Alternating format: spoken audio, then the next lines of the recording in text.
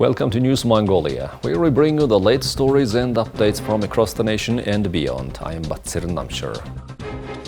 Our top stories for today.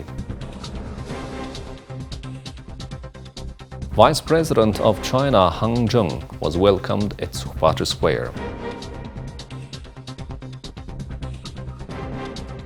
Prime Minister L.Oyun-Erdene and Vice President Zheng's talks highlighted mutually beneficial cooperation. Vice President Zheng paid a courtesy call to President U.Khurelsukh. For the news, stay tuned.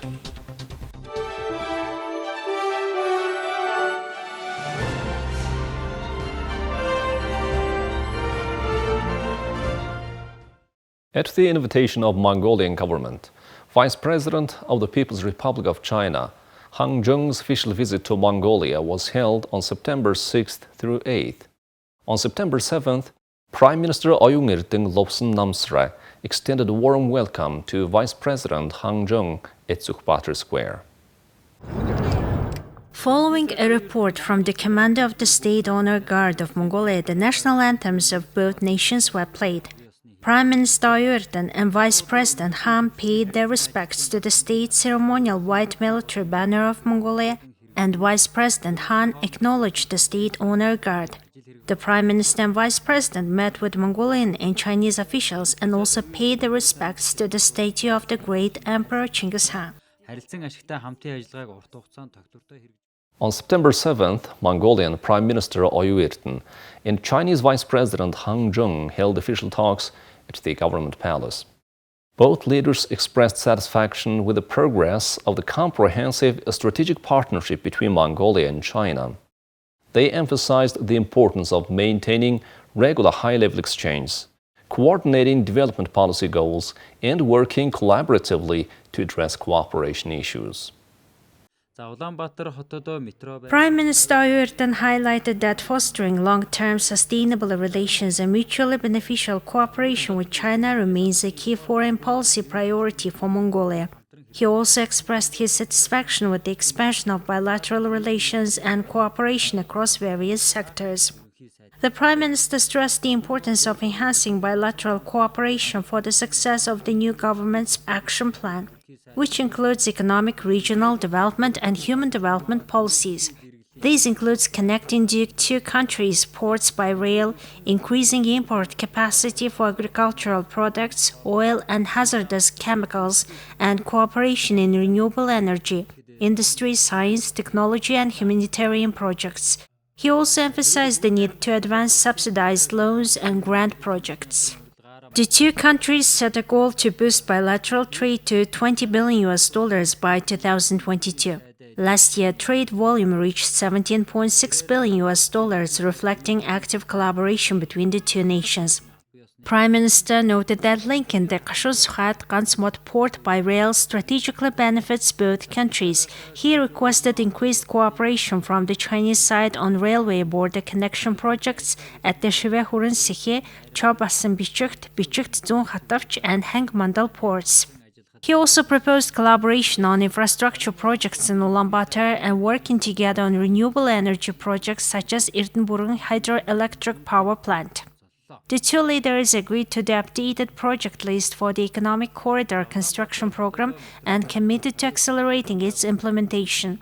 The Prime Minister proposed establishing a water port near Bur Lake, developing cross-border tourism and building a Class 4C airport nearby.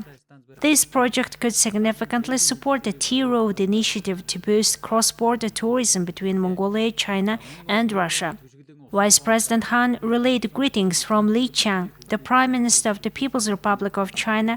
He acknowledged the importance of Prime Minister L.Oyun-Erdene's visit to China last year in enhancing cooperation. The Vice President expressed readiness to strengthen political trust, cooperation, and greater people-to-people exchanges. He also highlighted the need to intensify the infrastructure and energy projects proposed by Prime Minister L.Oyun-Erdene.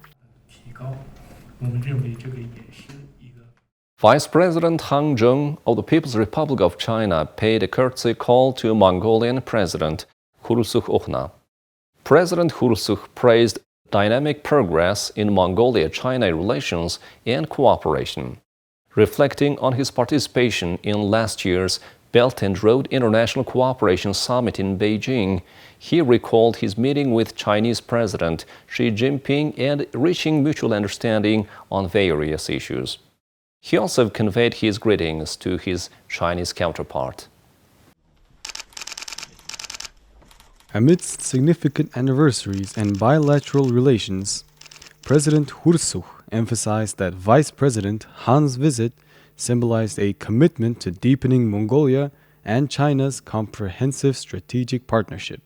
President U.Khurelsukh highlighted key issues agreed upon by the leaders of both nations, including boosting bilateral trade to $20 billion, enhancing infrastructure connectivity, expediting projects supported by soft loans and grants, and fostering cooperation in renewable energy, culture, education, and tourism. He stressed the importance of active collaboration to strengthen cooperation. Vice President Han expressed gratitude for the warm reception and conveyed greetings from Chinese President Xi Jinping. He noted that the visit coincided with several important milestones: the 75th anniversary of diplomatic relations between China and Mongolia, the 30th anniversary of the Treaty of Friendship and Cooperation, and 10th anniversary of the Comprehensive Strategic Partnership. Based on the mutual understanding achieved by the heads of state, the Chinese side reaffirmed its readiness to enhance friendship, build mutual trust, strengthen cooperation, and ensure the sustainable development of China-Mongolia relations. A group of young people once left a peculiar object on people's doorsteps, only for that object to speak at exactly 7 p.m. This marked the dawn of a new era in Mongolian communications. On September 1st, 1934, the nation heard the words, "Attention, the radio committee is speaking," marking the official start of national radio broadcasting in Mongolia. This year marks the 90th anniversary of Mongolian radio. In honor of the 90th anniversary of Mongolian National Radio, President U.Khurelsukh issued a decree to recognize artists who have significantly contributed to the media industry. These individuals have achieved remarkable success in their careers and have played key roles in shaping Mongolian radio history, a history deeply intertwined with the country's development. Since its inception, Mongolian public radio has adhered to the ideals and principles of the Mongolian law, ensuring that its programming policies serve the majority of the population. Over the years, it has grown into a vital media institution. Today, public radio provides a wide range of information and programming through 3 channels: Mongolian Radio Channel 1, Voice of Mongolia, and P3 FM Radio. Voice of Mongolia, established in 1964, is one of the Mongolia's main channels for foreign broadcasting. According to Article 3.3 of the Law on the Public Radio and Television, the nation's public broadcaster is responsible for broadcasting to foreign audiences. This responsibility includes preparing and distributing programs highlighting Mongolia's domestic and foreign policies, promoting the nation globally. Voice of Mongolia prepares 5 hours of daily programming in Mongolian, English, Russian, Chinese, and Japanese, reaching foreign listeners through shortwave broadcasts and vom.mn. Through letters and emails from listeners in over 40 countries, the station communicates with its international audience, continuing its mission of connecting Mongolia to the world. Now let's take a look at current affairs in Mongolia. Overview of events taking place on September 9th. At 9 a.m. at the Sports Medicine and Research Center, in collaboration with the Russian Federation's Sports Medicine and Rehabilitation Society for People with Disabilities, will organize a training seminar on RENs in sports medicine development at State-Owned Building No. 5, Children's Development Center. At 3 p.m., a press conference for the Lemons Band's event, the Red Party and Cassette Celebration, which marks the release of the cassette version of their album on the third floor near Young Lenin, will be held at Cafe Park, located to the southwest of the National Amusement Park. Up next, the weather forecast for Mongolia and the world major cities.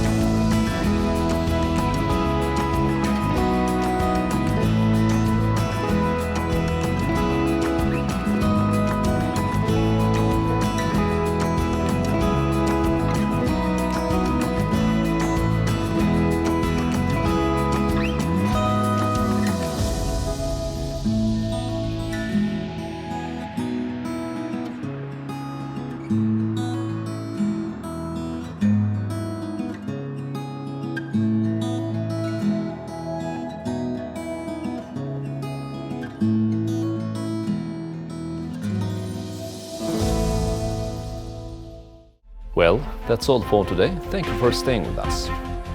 We'll see you tomorrow with more news and updates. Goodbye.